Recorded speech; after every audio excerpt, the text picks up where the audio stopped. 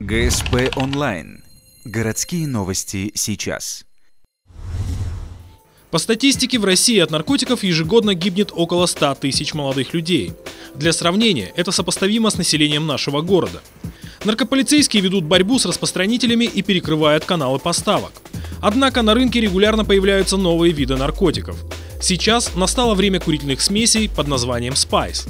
Spice – это вещество растительного происхождения, представляет собой курительные смеси типа Spice, состоящие из измельченных частей растения, на поверхность которых наносится синтетический препарат, как каннабиноид. Бороться со спайсами тяжело. Правоохранители не успевают вносить содержащиеся в них вещества в список запрещенных. Относительная законность наркотика и его доступность привлекает молодежь. Производители зелья регулярно изменяют формулы, поэтому зачастую распространителям удается избежать уголовной ответственности. Сейчас дошло до того, что новые формулы пропитки курительных смесей стали еще более опасны для здоровья. Все чаще в больницы попадают несовершеннолетние. В конце сентября-начале октября в городскую детскую больницу были доставлены двое подростков в тяжелом состоянии. Спайс в Ухте есть, он набирает обороты, какое именно, сколько его количество, никто не может знать. По данным Республиканского наркологического диспансера, от отравления курительными смесями погибло уже 13 человек. Ситуация в соседней Кировской области хуже.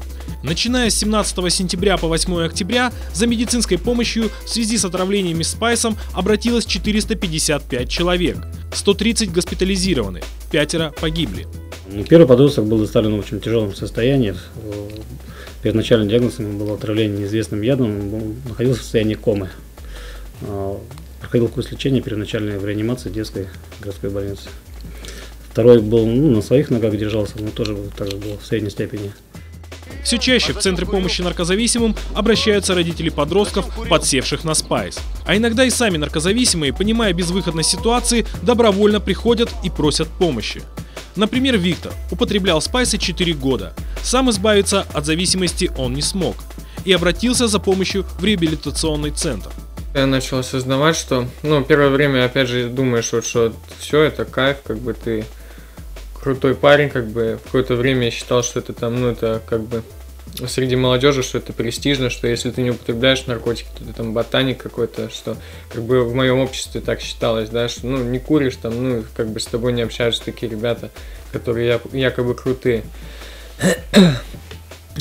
И в какой-то момент просто я начал оглядываться назад, смотреть на ребят, на своих одноклассников, с которыми я занимался футболом, кто-то пошел в армию, кто-то добивался успехов, в спортивных достижениях, ездит по городам, медали, вообще разные соревнования.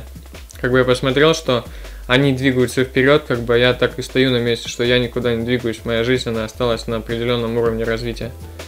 Сейчас Виктор проходит курс лечения и строит планы на дальнейшую жизнь. Но не всем так повезло. Для некоторых последствия употребления спайсов были куда тяжелее. Курительные смеси этого типа приводят к слабоумию, забивают токсинами почки, повреждают печень, ухудшают работу выделительной системы. Сейчас спайсы стали настоящей чумой молодежной среды. Старшее поколение объявило им войну.